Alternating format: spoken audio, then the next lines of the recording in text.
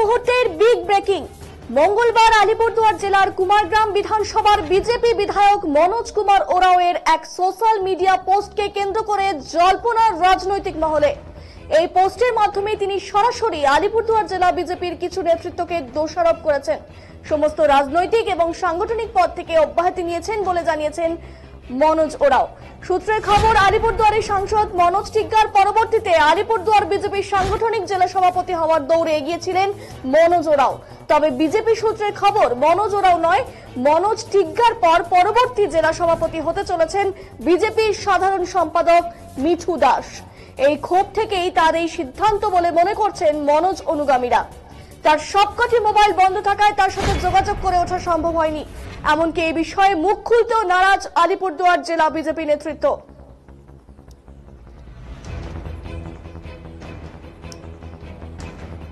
এই মুহূর্তে সবচেয়ে বিগ ব্রেকিং। মঙ্গলবার আলিপুরদুয়ার জেলার কুমারগ্রাম বিধানসভার বিজেপি বিধায়ক মনোজ কুমার ওরাওয়ের একটি সোশ্যাল মিডিয়া পোস্টকে কেন্দ্র করে জল্পনা রাজনৈতিক মহলে। আপনারা দেখতে পাচ্ছেন সোশ্যাল মিডিয়ায় সেই পোস্ট।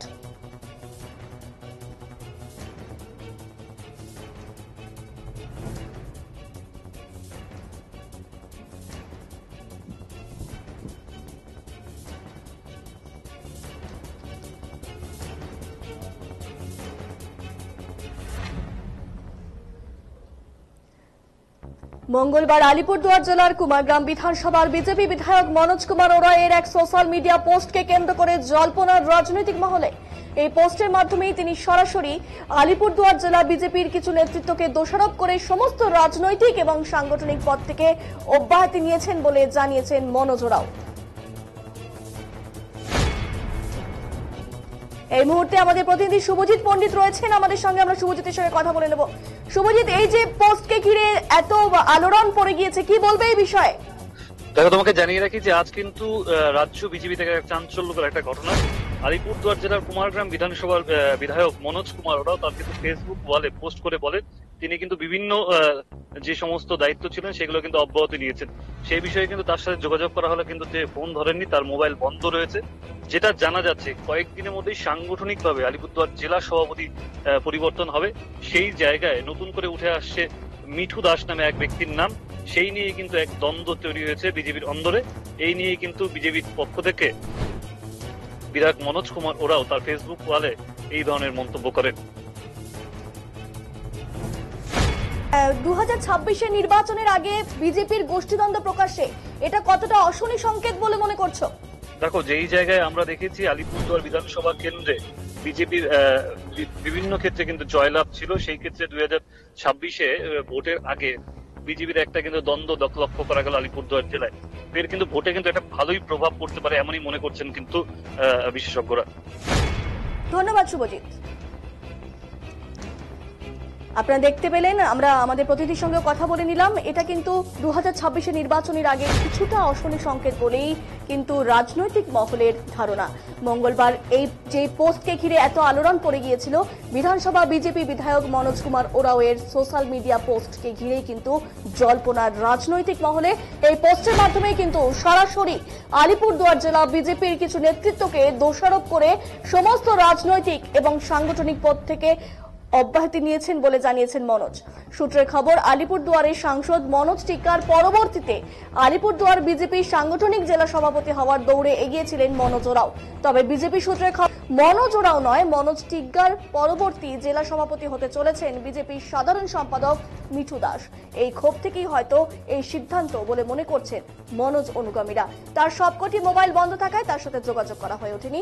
এমনকি এই বিষয়ে মুখ খুলতেও নারাজ আলিপুরদুয়ার জেলা বিজেপি নেতৃত্ব।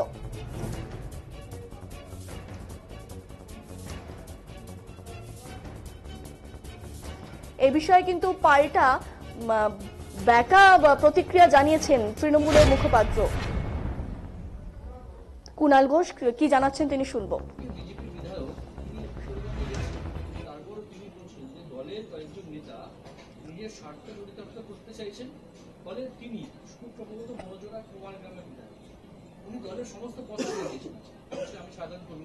তিনি দিল্লিতে এই মুহূর্তে উত্তরবঙ্গের বিধায়কদের সঙ্গে রয়েছে। ওদের আমি আবার বলছি, 2021-এ বলেছিল আব কি বার 200 পার হলো তৃণমূল, আর ওরা আটকে গেল 77-এ। সেই 77 কমতে কমতে আজকে 60-62-তে এসে দাঁড়িয়েছে। আপনারা দেখতে থাকুন, বিধানসভা নির্বাচন যত এগিয়ে আসবে ওরা 50, 45, 40 হয়ে যাবে। তার সমস্ত রকম ইঙ্গিত উপাদান চারপাশে দেখা যাচ্ছে। কারণ বিজেপির বিধায়করাও অনুভব করছেন যে তাঁরা যে এলাকার মানুষের সঙ্গে চলেন সেই এলাকার মানুষ বিজেপির রাজনীতি, বিজেপির সংস্কৃতিকে সমর্থন করছেন না, তারা মমতা বন্দ্যোপাধ্যায়ের উন্নয়নকে সমর্থন করছেন। ফলে এখন বিজেপি বিধায়কদের মধ্যে অধিকাংশই তাদের অসন্তোষ, তাদের বিরক্তি এবং বিজেপির থেকে তাদের ডিস্টেন্স তৈরি করা, এগুলো শুরু হয়েছে, আরও বাড়বে। এবং বেশ কয়েকজন বিজেপি বিধায়ক অদূর ভবিষ্যতেই তৃণমূল কংগ্রেসে মমতা বন্দ্যোপাধ্যায়ের উন্নয়নে সামিল হতে তারা যোগদান করার ইচ্ছা প্রকাশ করে আলোচনা চলছে। কাদের নেওয়া হবে, কজনকে নেওয়া হবে, সেটা আমাদের শীর্ষ নেতৃত্ব ফাইনাল ডিসিশন এর নেবে। মধ্যে